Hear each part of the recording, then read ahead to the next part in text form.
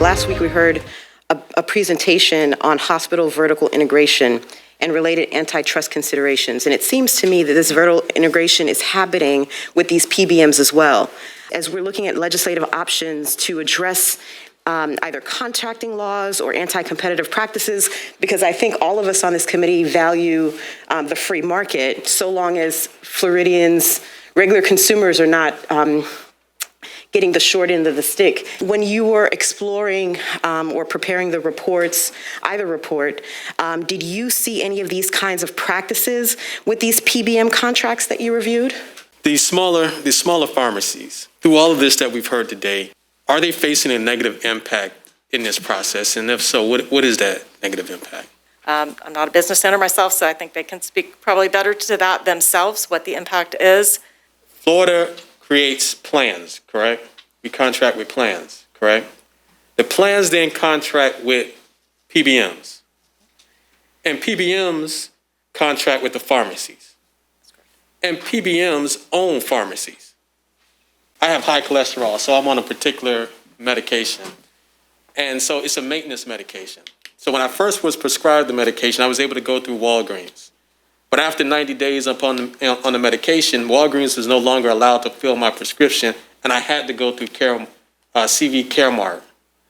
And that may have had a change in pricing. In our system, was Walgreens then negatively impacted by that? And I didn't have a choice. So you said we have a choice, but I didn't have a choice in that particular situation. I'd have preferred to continue to go into Walgreens, but I was steered to CVS Caremark because my prescription was over 90 days. My question is they're supposed to negotiate with the providers. If it turns out that some of these PBMs own the providers, isn't it a little bit difficult to negotiate with yourself or with your subsidiary? Would you agree that could be at least awkward?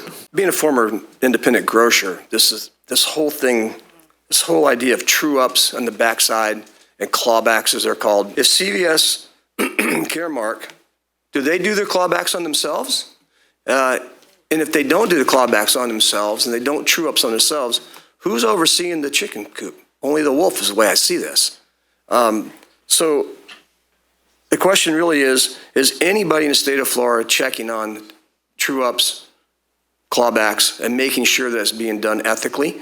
Because it's my understanding that the way it works is that, and in the grocery business, very simple, coupons. A year later, oh, we sent you $10,000 too much, you got to pay us back. If not, we take you to court. Well, small independent people can't do that. And so they have no way to fight. So somebody needs to watch this, and my question really is, who's watching the chicken coop? Can we surmise that Caremark, which handles 41% of the total claims, that they're steering 50% of all prescriptions to CVS pharmacies? And is it further correct that this issue is compounded when one understands that CVS pharmacies only make up 25% of the total pharmacies out there, 25 to 30% of all the total pharmacies out there? I mean, looking at the numbers, if they're getting 50% of the prescriptions and they only have 25% of the pharmacies, somehow prescriptions are being steered towards their pharmacies. And isn't that to the detriment of the other competitors in the marketplace? Am I correct in understanding that the PBMs are steering the most expensive prescription drugs to themselves, to their own pharmacies? Within the state statute, because we have the Medicaid program, the Medicaid managed care system, I think I saw 14 Medicaid managed care plans, 7 PBMs is what was said. And then when we think about the network of thousands of pharmacies across the state of Florida, in Florida law, a plan some way through its corporate subsidiary or some corporate formation can also have a PBM that's affiliated with the plan, and that also could possibly have a pharmacy that they own as well. So do we know if there are, here in Florida, within the Medicaid managed care system, if any one of these 14 plans also have a PBM and have a pharmacy? Do we know that if that exists? You mentioned on page 12 that 30 states have made changes to their PBMs.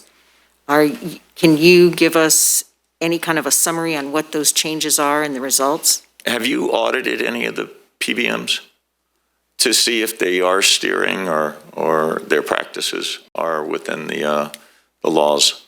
Help me with the understanding of the process.